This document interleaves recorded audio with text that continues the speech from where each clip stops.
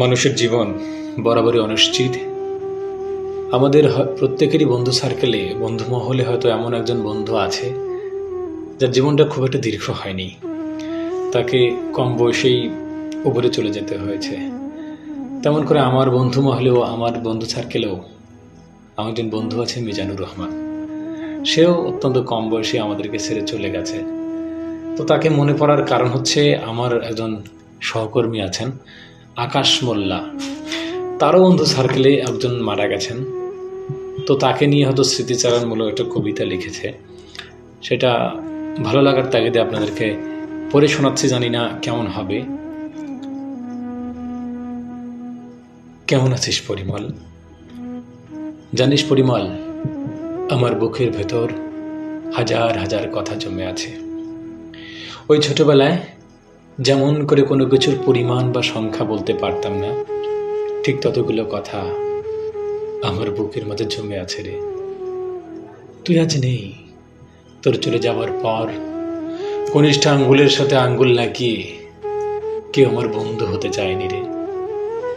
আমি একা একা কতগুলো গল্প তোর জন্য জমিয়ে রেখেছি।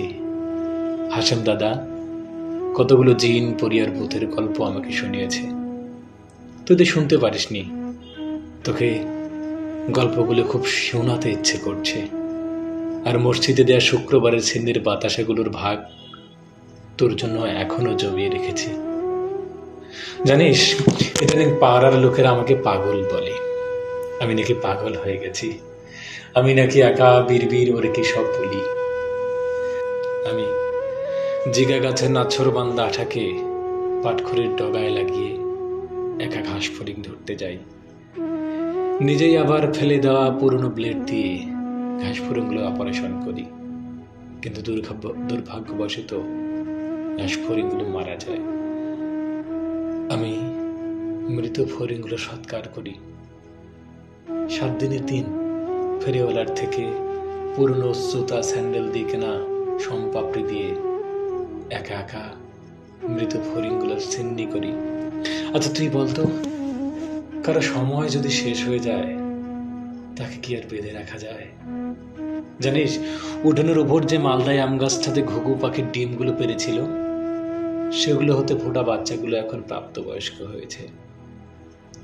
দুপুর হলেই এডাল ওডাল ডানা ঝাপটায়। ঘুঘু করে ডাকলে মনে হয় ওরা তোর নাম জপছে।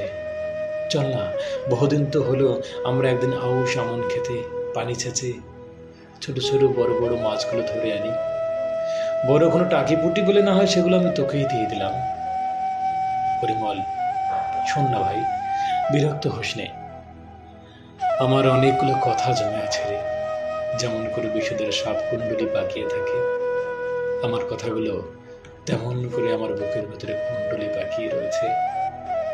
কেউ না অজানলেও তুই তো জানিস আমি বড্ড চঞ্চল নই। তুই থাকলে না হয় তোর সাথে একটু ছুটোছুটি করতাম। জানিস, দুনিয়াটা এখন পুরোপুরি বদলে গেছে রে। চারিদিকে কি জটিল সমীকরণ, কত কি হিসাব নিকেশ করে চলতে হয়। সব আধুনিক কলকাঠি। আমার তো সব বরাবরের মতো প্যাঁচা লেগে যায়। তোর তো সব কটি জানা। তুই আসিস, তোর খুব দেখতে ইচ্ছে করছে রে। যদি ভীষণ ব্যস্ততা থাকে তোর, তাহলে না হয় স্বপ্নেই আসিস। তবু আসিস, তোকে বলার মতো অনেক কথা জমে আছে পরিমল।